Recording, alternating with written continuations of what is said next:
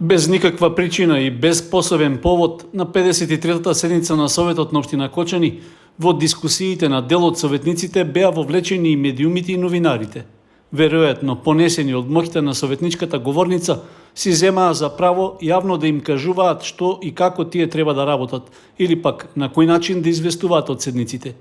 Не изостанаа ниту веќе пред жваканите и одамна засмрдени квалификативи за пристрасност, селективност или некаква обоеност. Дискусиите беа околу точката од дневниот ред на седницата за предлогот за измена на грбот и знамето на општината. Ако би направиле анкети, ги повикувам медиумите, нека направат една анкета сега, кога ќе заврши Советот, нека помина денеска е четврток, па нека направат една анкета и дека кажат дали на некој им смета грбот и знамето.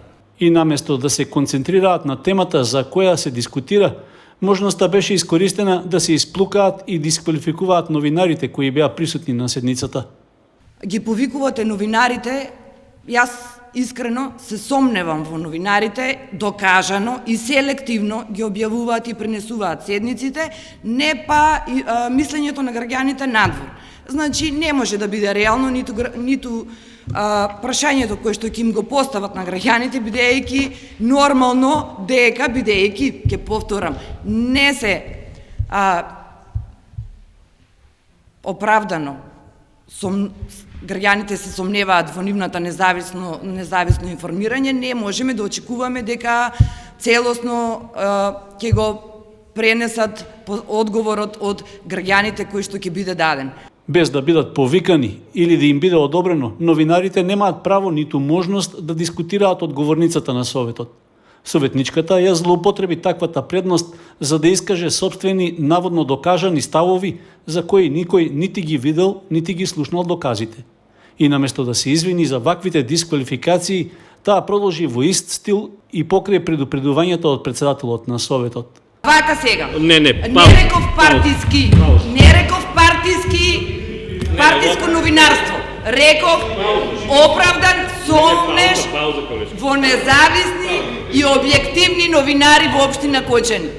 А ваша етикетата за партиски за тоа што тоа ви тежи на главата, нели мувата ви е на капата и мора да си ја искате. Дебата за вакви ставови ние воопшто не бараме. Само останува дилемата дали некој ја погрешил професијата па сака да биде телевизиски уредник или смета дека со тоа што седнал на советничкото столче станал помудар од претходно.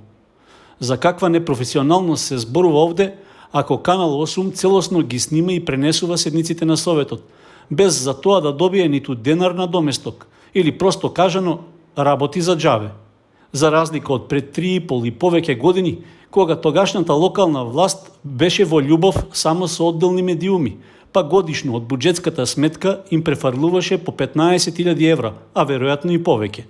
Обврска за емитување снимки од седниците Канал 8 нема, а може би и би било подобро, за да не мора поради вакви дискусии гледачите да се фрустрираат или да го исклучуваат телевизорот.